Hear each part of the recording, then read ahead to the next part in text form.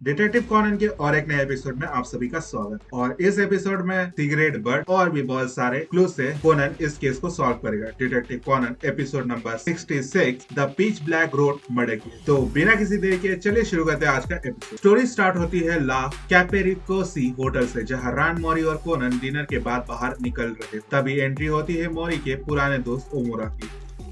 इसको आपने एक एपिसोड में देखा, मोरी रियूनियन की। ओमुरा का कहना है कि उसके अपार्टमेंट से हर रात एक अजीब सी आवाज आती है, जैसे कोई वॉल पे कंटिन्यूअसली ठुक ठुक ठुक कर रहा है। मोरी सबको कैजुअल लेता, वो कहता है शायद बच्चों की शरारत होगी, लेकिन ओमुरा सीरियस। वो कहता है कि हफ्ते से हो रहा है बट कोई भी वहाँ नहीं होता। कोनन इज ऑलवेज क्यूरियस और वो कहता है चलिए अंकल देख के आता है। मोरी भी रेडी हो जाता है। वो कहता है मैं ये केस सॉल्व करके रहूंगा।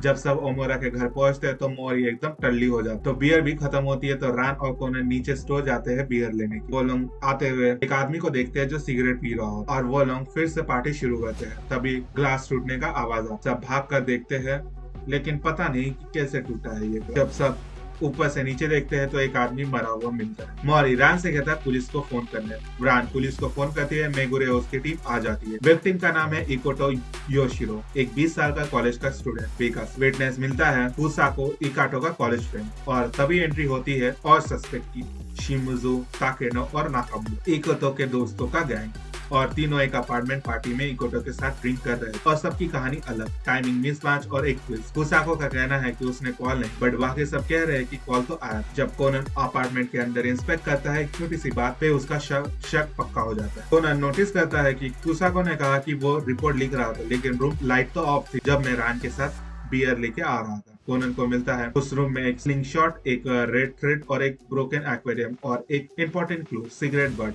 बहुत सारे। That mean the victim was a heavy smoker. Conan नीचे ओमोरा के रूम से ताकानो के रूम के डायरेक्शन में देखता है, और वो ब्रोकन विंडो में खून मार्क देखता है। और फिर कोनन नीचे जाके देखता है एविडेंट बिल्डिंग के वॉल पर प्लेस्ड। आखिर वेपन गया था। कोनन की दिमाग की बत्ती जलती है और वो ऊपर छत पे जाके देखता है, तो उसे वहाँ ब्लड स्टेन मिलता है। उसे समझ आता है ये मर्डर हुआ है दूर से, using sling shot and fishing. Conan Mori को बेहोश करता है और मोरी की आवाज में केस को रिवील करना शुरू करता है। मोरी की आवाज में कोनन कहता है वेपन तो गायब हुआ था पर क्लूज नहीं। ब्लड स्टेन 3 जगह हमें मिला, एक एविडेंट बिल्डिंग की वॉल पर, ओमोरा के विंडो जो टूटा है और रूफ टॉप पे। और फिर एक्सपेरिमेंट स्टार्ट होता है। वो कहता है फिशिंग लाइन, रॉक और स्लिंग शॉट मर्डर वेपन है जो डिसअपियर हो गया है। उन्होंने रॉक का यूज किया एक पुले बनाने के लिए, वेपन को खींच के वापस लाया, लेकिन उससे एक गलती हो गई कि वो पत्थर जो है वो डायरेक्ट ओमोरा के घर के विंडो पे लग के टूट गया। And that's was a big failure. But motive क्या था? टर्न ऑफ ताकेनो की लवर